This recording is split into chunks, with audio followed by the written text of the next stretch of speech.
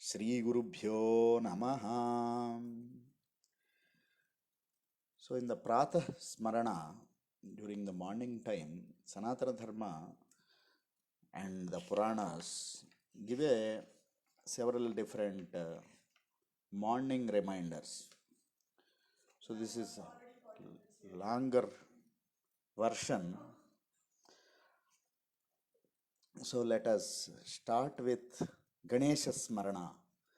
ప్రాతస్మరామి గణనాథమనాథబంధుం సింధూరపూరపరిశోభితగండయుగ్మం ఉద్దండవిఘ్నపరిఖండన చండదండమాఖండలాదిసురనాయక బృందవంద్యం.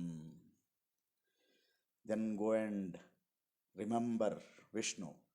ప్రాతస్మరామి భవభీతి మహార్తినాశం నారాయణం గరుడవాహనమజ్జనాభం గ్రాహాభిభూతవరవారణ ముక్తిహేతుం చక్రాయుధం తరుణవారిజ పత్రనేత్రం. దెన్ శివ.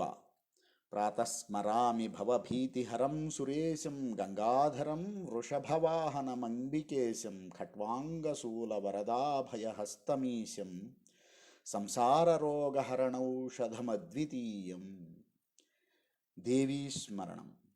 ప్రాతస్మరామి శరదిందు కరోజ్వలాభాం సద్రత్నవన్మకరకుండలహారభూషాం దివ్యాయుధోర్జిత సునీల సహస్రహస్తాం రక్తోత్పలాభచరణాం భవతీం పరేశీం.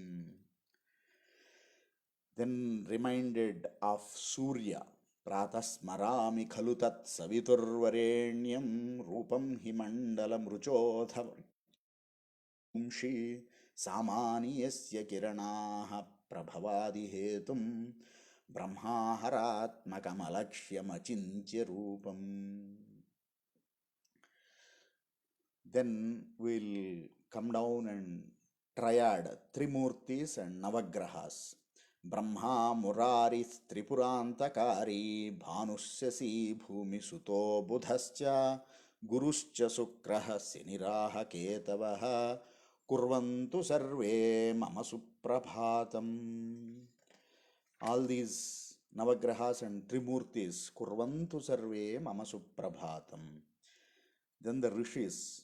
భృగుర్వసిష్ఠః క్రతురాంగిరశ్చ మనుః పులశ్చ పులహశ్చ గౌతమః రైభ్యో మరీచిశ్చవనశ్చ దక్షః కుర్వంతు సర్వే మమ సుప్రభాతం. సనత్కుమారః సనకः సనందనः సనాతనోऽప్యాసురిపింగళౌ చ సప్తస్వరాः సప్తరసాతలాని కుర్వంతు సర్వే మమ సుప్రభాతం.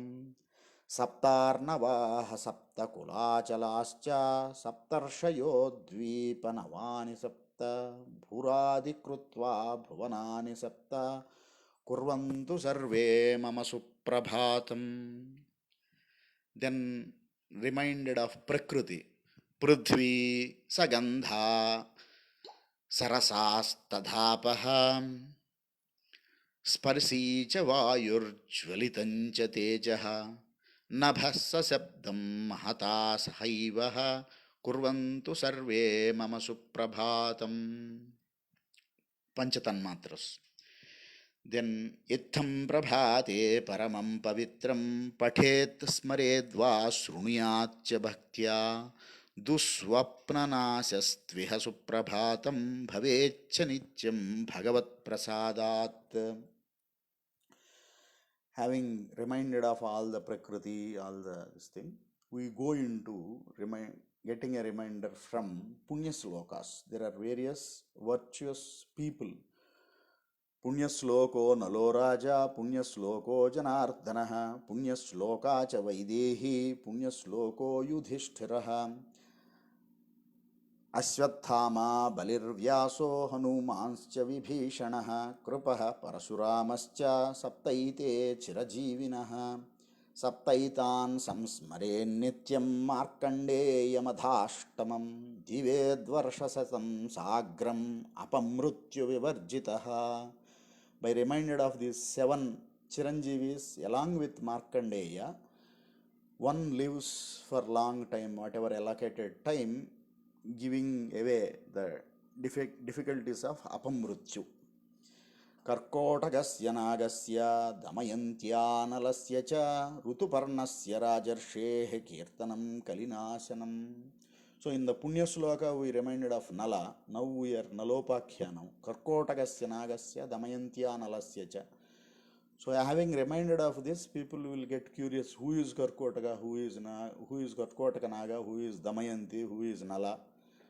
So by Kirtanam, singing about them is Kalinasanam. Prahlada Narada Parasara Pundarika Vyasambarisha Sukha Shaunaka Bhishma Dalbhyan Rukmangadarjuna Vasishtha Vibhishanadin Punyaniman Parama Bhagavatan Namami. So all these Parama Bhagavatas, 9 people.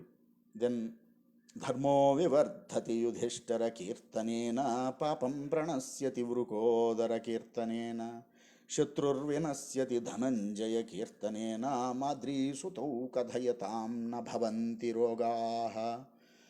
By reminding of Yudhishthira, Dharmaraja, Dharmo Vivardhati Papam Pranasyati Vrukodara Kirtanena. By reminding of Bhimasena, Vrukodara Papam Pranasyati Shatrurvinasyati Dhananjaya Kirtanena. Enemies will be destroyed by just reminded of Arjuna. Dhananjaya Kirtanena Madri Sutau. The Nakula and Sahadeva, they are Aswini Devatas. Madri Sutau Kadhayatam Na Bhavanti Rogaha. By telling about them, rogas will not come, diseases will not come. Then around the Varanasya there are Devatas, reminding of Varanasi. Varanasyam Bhairavo Devaha Samsara Bhayanasanaha Bhujanma Krutam Papam Smaranena Vinasyati. Varanasyam Purvabhage Vyaso Narayana Swayam Tasya Smaranamatreena Ajnani Jnanavan Bhavet. Vara Kasyantu Paschime Bhage Bhimachandi Mahasati Tasyaha Smaranamatreena Sarvada Vijii Bhavet. Varanasyam Udakbhrade Sumanturnama Vaidvijaha Tasya Smaranamartena Matreena Nirdano Dhanavan Bhavet. Varanasyam Yamya Bhage Kukuto Nama Brahmanaha Tasya Smaranamatreena Nasye Duswapnajam Bhayam. Uma Ushacha Vaidehi Rama Gangeti Panchakam Pratareva Pathennityam Saubhagyam Vardhate Tada. These are the 5 people. Panchakam Panchakam. There are several 5 names we remind for different things. Somanatho Vaidyanatho Dhanvantara Tadhasvino Panchaitanya Smaren Nityam Vyadhistasya Najayate. Kapila Kaliyonanto Vasukis Takshakastada Panchaitan Smarato Nityam Vishabhada Najayate. Haram Harim Harischandram Hanumantam Halayudam Panchakam Vai Smaren Nityam Ghora Sankatanasanam. Adityascha Upendrascha Chakrapanir Maheshwaraha Dandapani Pratapi Syat Kshudbhadana Jayate. Vasur Varuna Somaucha Saraswati cha Sagaraha Panchaitan Samsmaredyastu Trushatasya Nabadhate. Sanat Kumara Devarshi Sukha Bheshma Plavanga Maha Panchaitan Smarato Nityam Kamastasya Nabadhate. Rama Lakshmana Sitascha Sugrivo Hanuman Kapihi Panchaitan Smarato Nityam Mahabadhat Pramuchate. Ahalya Draupadi Sita Tara Mandodaristhada Panchakam Nah Smaren Natyam Mahapatakanashanam. Visvesham Madhavam Dundhim Dandapanincha Bhairavam Vande Kasim Guham Gangam Bhavanim Manikarnikam. Maharshir Bhagavan Vyasaha Krutvemam Samhita Pura Slokas Chaturbhir Dharmatma Putramadhyapayachukam. Mata Pitru Sahasrani Putradara Satanicha Samsareshvanubhutani Yanti Yasyanti Chapare. Mata Pitru Sahasrani. So the fathers and mothers, thousands of fathers and mothers, Putradara Satanicha, wives and sons, hundreds of wives and sons, Samsareshvanubhutani Yanti Yasyanti Chapare. Harshasthana Sahasrani, thousands of places of harsha, enjoyment. Bhayasthana Satanicha, hundreds of places of fear. Devase Mudhama Visanti na Panditam. So all these things come to only a fool or one who is not realized. Na Panditam. For a Pandita, nothing of this will come. Vurdhabahur vime romesha nacha kaschina shrunoti me dharma dardhascha kamascha sakimardhan nasevyate. Najatu kaman na bhayan na lobhat dharmam tyaje jivitasyapi hetoho dharmo nityaha Sukha dukhe tvanitye jivo nityo heturasya tvanityaha. So nitya anitya vastu vivekam. All the sukha dukha, all the duality is only temporary.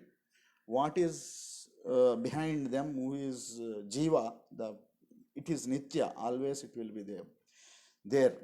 So dharmo nityaha, jivo nityaha. Kama, bhaya, lobha, all these things, dharmam, for those reasons, giving up dharmam is not the thing. Dharmo nityaha, sukhadakyetva nitya, jivo nityo, heturasyatva nityaha.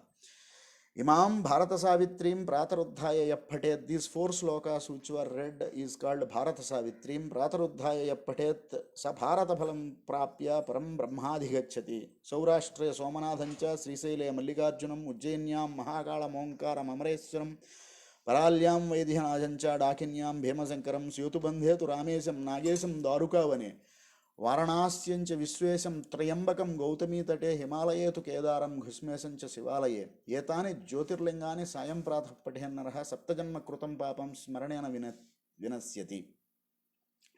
Finally, నీ పాద కమల సేవయు నీ పాదార్చకులటో తోడి నెయ్యము నితాంతాపార భూతదయయు తపసమందార నాకు దయసేయగదే. స్వామి, నా మనము ఎందు సంచరించిన నీవు ప్రేమతో నచ్చట గన్పింపుమయ్యా. కరమునా కరములే కార్యముల్ చేసిన నదియనీ వయి పూజలందుమయ్య. చిత్తమెద్దానిన చింతించినందయనది నీవుగా మారి అలరుమయ్య. విమల, నా సకలేంద్రియములేవి గ్రహించునవి నీవయి వాటికి అందుమయ్య. అనివేళల అంతట అనవరతము భావమందున సకలము నీవయగచు సేవయసొగగ కృపతోడ చిద్విలాస పరమ కరుణాంతరంగ Shri Panduranga.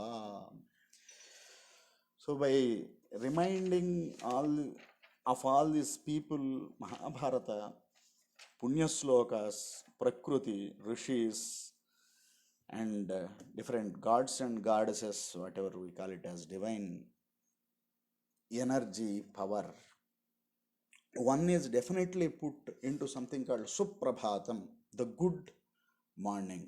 So this is a good morning message which everybody has to give to himself on a daily basis. Om Tat Sat Swasti.